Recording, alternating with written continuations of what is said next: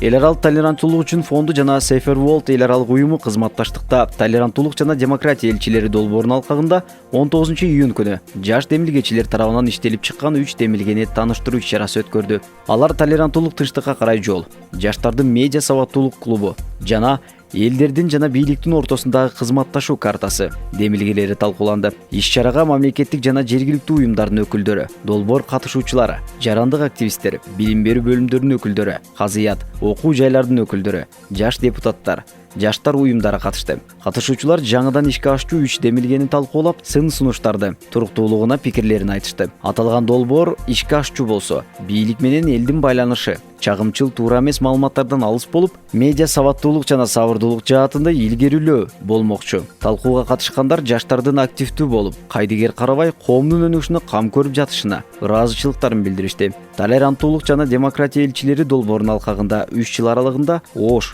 Баткен, Жалал Абад областарынын жаштары арасында толеранттуулук жана демократия, социалдык кызматташтык жана лидердик боюнча маалыматтык жолугушуулар, лагерлер, тренингдер жана конференциялар өткөрүлүп келет. Андан башка жаштардын өнүгүүсүн, мүмкүнчүлүктөрүн жакшыртуу үчүн коопсуздук жана демократияны өнүктүрүү багытында кечи демилгелер ишке ашырылууда.